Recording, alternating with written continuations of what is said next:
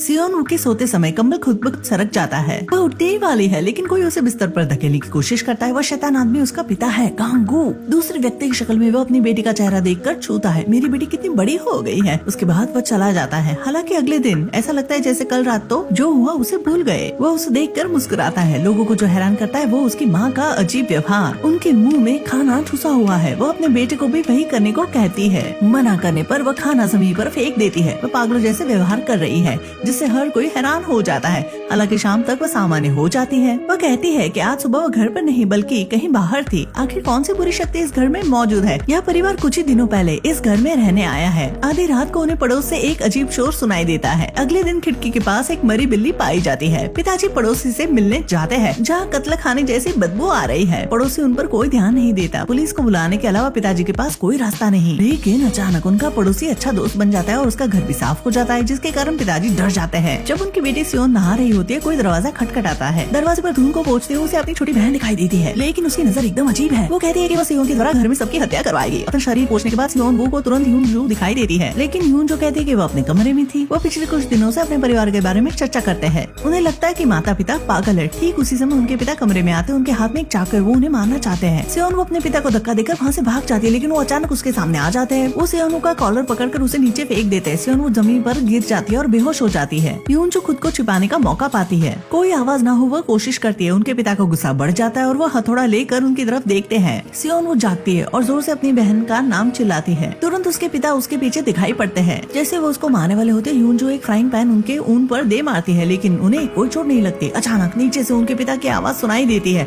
आक्रामक पिता हथौड़े को जमीन पर रखता है और चला जाता है। लेकिन यहाँ दो पिता क्यों हैं? वो एकदम डर जाते हैं। पिता को पता भी नहीं क्या हुआ था। माँ चुपचाप हथौड़े को उठाती है, पागलों की तरह उनके पास आती है। माँ हथौड़े से अपनी बेटी को मारना चाहती है, लेकिन पिता अपने शरीर से उनको बचा लेते हैं।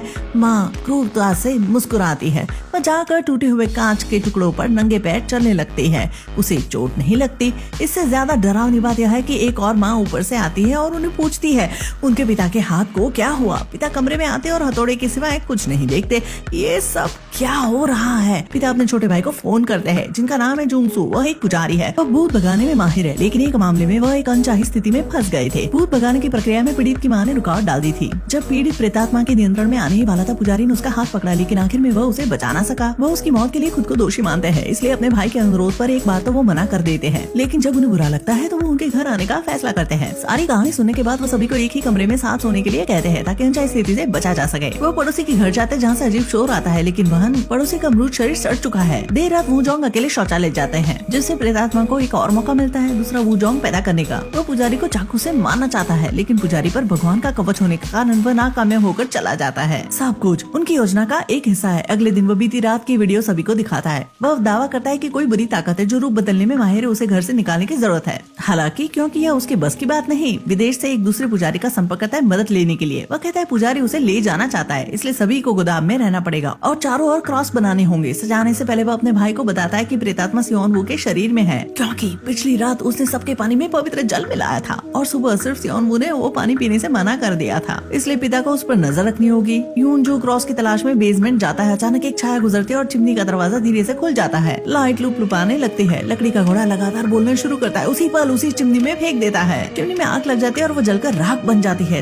तब तक पुजारी दावा करता है कि जुंगसू ने उसको आने के लिए नहीं कहा था। घर के रास्ते पर उसे लगता है जैसे शैतान ने उसे छला है। उनकी तरफ बहुत भीड़ आ जाती है। ब्रेक्स भी काम नहीं करते। अंत में कार सड़क के किनारे चली जाती है। सियोन वू यूं जू को ढूंढती है, लेकिन गांगू को अपने भाई के शब्द याद आते हैं, इसलिए वह सियोन वू को कमरे से बाहर नहीं जाने देता। उसके पास उसे कमरे में बंद करने के अलावा कोई चारा नहीं है। दुर्घटना में सभी बेहोश हो चुके हैं। चाचा जी उठते हैं और अपनी कार से बाहर निकलते हैं। गांगू सियोन वू को बिस्तर से बांध देता है। माँ पूछती है आखिर वह क्या करना चाहते हैं। वह कहता है सियोन वू पर प्रेतात्मा है और जिसे निकालना पड़ेगा। घायल पुजारी वापस आ चुका है। प्रेतात्मा को निकालने से पहले वह सभी को कहते हैं कि सियोन वू कितनी भी भीख मांगे उसे जाने दे, उस पर भरोसा ना करे। अनुष्ठान शुरू होता है। जैसे वो उसके ऊपर पवित्र जल छिड़कता है और क्रॉस रखता है, फिर एक टहनी लेता है। वह उस टहनी से सियोन वू को मारता है जंगली तरीके से। पुलिसकर्मी दुर्घटना में फंसे लोगों को बचाना शुरू करते हैं। घटना के थोड़ी ही दूर उन्हें पुजारी जुंगसू बेहोश मिलते हैं। सियोन वू को इतना मारते हैं कि बता नहीं सकते। उसकी माँ के भीख मांगने पर भी वह नहीं रुकते। वह अपनी बेटी को बचाना चाहती है, लेकिन पिता उसको दूर धक्का देते हैं। आखिर में पुजारी अपना असली चेहरा सामने लाता है। वो एक शैतान है। वह पिता को बेरहमी से दीवार में धक्का देता है। पिता बेटी को भाग जाने के लिए कहने की कोशिश करता है। शैतान एक टूटी मूर्ति उठाता है और गांगू को मारने ही वाला होता है। तभी असली पुजारी वहाँ आ जाता है। वह शैतान से थोड़ी देर के लिए जाने की प्रार्थना करता है, लेकिन घर में गड़बड़ी हो चुकी है। उन्हें बेटे की चीखने की आवाज सुनाई देते। वो तुरंत देखने के लिए बेसमेंट में जाते हैं। उन्हें चिमनी में धुआं आता दिखाई देता है। अंदर यूजू की जली लाश पड़ी है। सियोनो धीरे धीरे नीचे जाती है और पिता से पूछती है उन्होंने उसके साथ ऐसा क्यों किया। पिता बुरी तरह रोता है और उससे माफी मांगता है, लेकिन पुजारी को दाल में काला लगता है। वो भूत भगाने वाला आईना खोलता है। जैसा कि उम्मीद थी, सियोनो को बहुत दुख होता है। उसके शरीर से सफेद धुआं निकलता है। पुजारी प्रार्थना करता है सियोनो का भूत निकालने के लिए, लेकिन शैतान इतना ताकतवर है कि आईना टूट जाता है। वो उसे गला दबाकर मारने की कोशिश करता है। पिता को एक डिब्बे में पवित्र जल मिलता है। उसे वह पुजारी के ऊपर छिड़कता है और बचा लेता है, लेकिन शैतान उसे जमीन पर ऊपर नीचे पटकता है। पुजारी के पास कोई विकल्प नहीं बचता, इसलिए वो अपने शरीर को उसका चारा बना देता है। वो चाहता है कि शैतान उसके शरीर में चला जाए। शैतान काले धुएं में बदल जाता है और उसके शरीर के अंदर चला जाता है। जब वो होश में होता है, मौका पाकर वह क्रॉस को तोड़ देता है और उसे अपने भाई की तरफ फेंक देता है और अपने भाई को उस शैतान को मारने के लिए कहता है, शैतान को पूरी तरह खत्म करने के लिए। लेकिन उसका भाई इतनी हिम्मत नहीं जुटा पाता, इसलिए पुजारी को खुद को मारना पड़ता है। प्रेत आत्मा खत्म हो चुकी है, लेकिन पुजारी भी मर चुका है। अब इस परिवार में सिर्फ 4 लोग बचे हैं। इस फिल्म की कहानी पेचीदा नहीं है, लेकिन सभी कलाकारों ने बहुत अच्छा काम किया है। वो डरावना माहौल पैदा करना जानते हैं। असली नकली पात्रों का भ्रम भी बहुत दिलचस्प है। सभी से अनुरोध है कि आप यह फिल्म जरूर देखें। अलविदा।